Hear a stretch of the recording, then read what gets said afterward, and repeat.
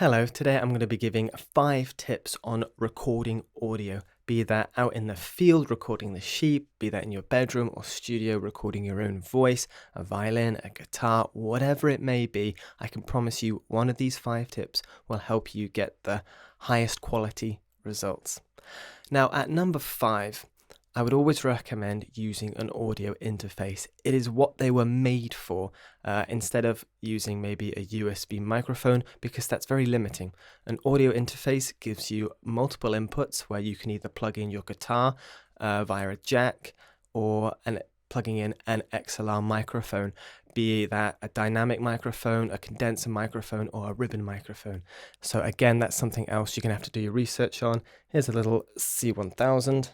When it focuses on, as I said, you plug it into the audio interface there, and voila, you get different size leads as well, so you can practically drag it wherever you want within your room. Now, I'll do a whole different video on different types of microphones. I'm going to try and keep this video back to the basics, and as I said, things you can apply to everything. Now, what happens if you are actually in the field recording the sheep? You can't really drag an audio interface. Well, you can drag a handy recorder, something like maybe the Zoom H6. This is what I use when I'm out and about. This thing, when it actually focuses on it, is great. It has XLR inputs. I can plug in a microphone. It has different heads that go on the end there. That help with field recordings. So something like that, which just takes batteries or even your power bank, is great. I'll do a whole video on that at some point. Or as I said, in your studio, using something like this, an audio interface where you can see on the front there are XLR inputs where you can also plug in jacks. There's probably 101 different audio interfaces, so you've got plenty of choice out there. Do your research with everything I'm talking about. Do your own research. What's best for you might not be what's best for somebody else. Tip number 4, mic positions.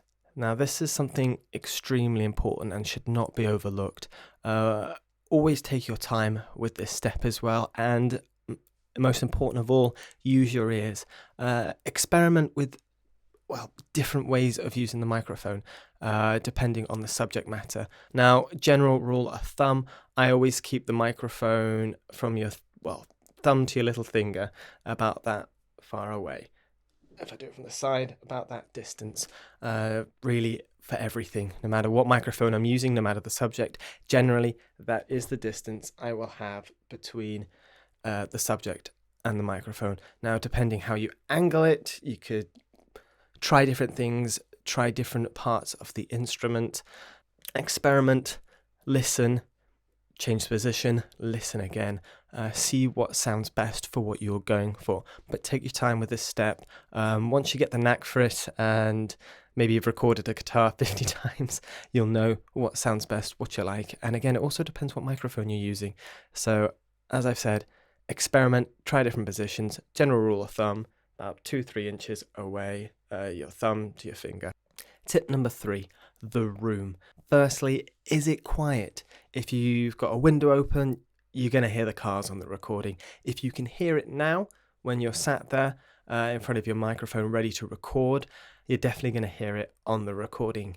And sometimes even things that you can't actually hear while you're sitting in front of the microphone, you will actually be able to hear on the recording, because microphones can be very sensitive. Now, the room makes a huge impact on your recording. For example, if I'm recording a choir in the cathedral, generally, if I just put 2 microphones to have a nice stereo effect in the middle of the room, or at least close enough to the choir, I'll get a beautiful sound, because you've got this lovely reverberating room and you really want to capture that beautiful cathedral. But if I'm doing something similar in maybe my studio, I know this room can be quite echoey. That's why you can see the acoustic treatment in the background. Things like that help.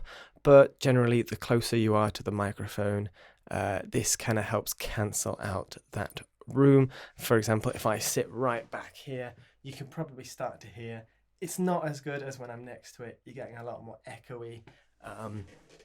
Generally, being in a corner like this with maybe a blanket or 2 up or some pillows, goes a long way. And using pop shields as well, that can really help get it cut out the S's and just sharp sounds. You also get pop shields like this one here, which can help with tip number 4, keeping the distance from the microphone. Making that 2 or 3 inches can really help as well. So I guess that probably should have gone with tip number 4, but I'll include it with 3 because it's about spacing in the room. Now for tip number 2, we're gonna pop over to this little screen here. Now you can probably see there's a lot of different things there. Now specifically, we're gonna be talking about levels now. Again, a very important thing. As you can see on the screen there, you've got a camera angle of the audio interface I'm currently recording with. You can see XLR input there, got phantom power on because it's a condenser microphone. With this audio interface, we have this beautiful little screen where you can see the audio. Not all audio interfaces have this, some have worse versions of it, which is why I love this one so much, because it gives us beautiful levels. You can also see my audio levels in OBS. That one looks a little bit more tidier and what I was going for. Now, with regards to levels, you want it as hot as possible without peaking. I think the OBS one, the audio mix a bit right there, gives a really good example of it. You can see I'm topping the orange and not quite going into the red. At the top of the red, it would be clipping and you'd be getting some horrible sounds. But again, if it was like right down at the bottom, it would be really quiet. I'd have to turn things up in post-production. The rule of thumb really is, for a good recording, it all starts with the recording itself. I know there's 101 things you can do in post-production, but if I'm honest, a better recording will trump just about anything really you can do in post. And so always take the time to check those levels. Always do a quick test beforehand, get the performer or yourself to get to the loudest point they are in their piece, or speak as loud as they are, or sing as loud, the loudest part, so that you can see what that max is and then set it just under, so you get this really crisp, this really clean audio recording, so you're not having to boost it or put any gain really on it in post. And this is another advantage to using an audio interface. You have that little gain knob. I know on some USB microphones, if probably not most, you do have a gain knob on it, but if you think about it, the microphone unit I'm using here is simply for capturing the audio. The audio interface you can see on my screen, its whole purpose is to deliver clean, crisp audio. That's its whole purpose. And inside it, it has a little preamp which amplifies the sound. It's going to be a lot cleaner than a USB microphone generally. And so for my final tip, it's a little post-production trick. Now, I know I said everything's in the recording, but there's one irritating thing that you can never seem to get rid of, especially on lapel microphones, where you're going to get a little preamp hiss. It's basically just, you can even hear it on when you're doing, well, you can definitely hear it when you're doing recordings on your phone. You just have this in the background, and that's simply the hiss from the equipment. But you can get rid of that with this piece of software. Now, you don't have to understand everything that's going on. I know this can look quite complicated, but don't worry. Basically, all you need is 2 or 3 buttons and you're good. And I'll show you what I mean. Hello, today I want to talk about probably the most underrated microphone that is on the marketplace. This one easily gets looked over. So you can hear at the bottom that there's just this. Now, how do we get rid of that?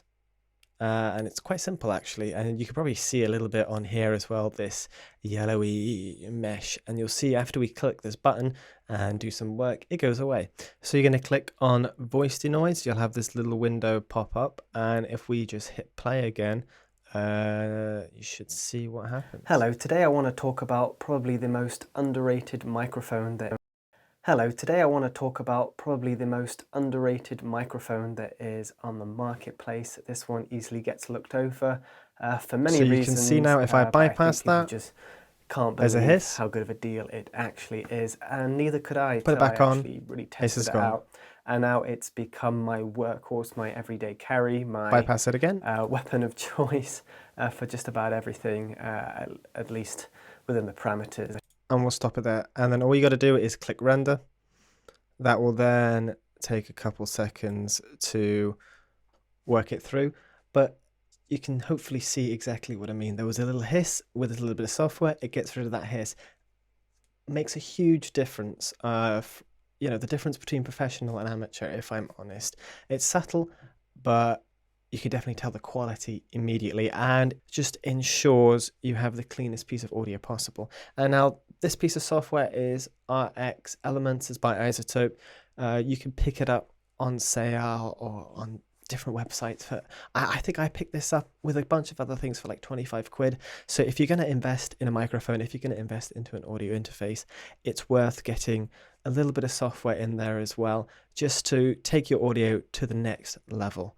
So those have been my top 5 tips on getting the most out of your audio when you're recording. I hope these have helped. Let me know if you have any tips for when you record audio. I'm always looking to learn new things, but we'll leave it there. Thank you so much for watching, and I will see you in the next video.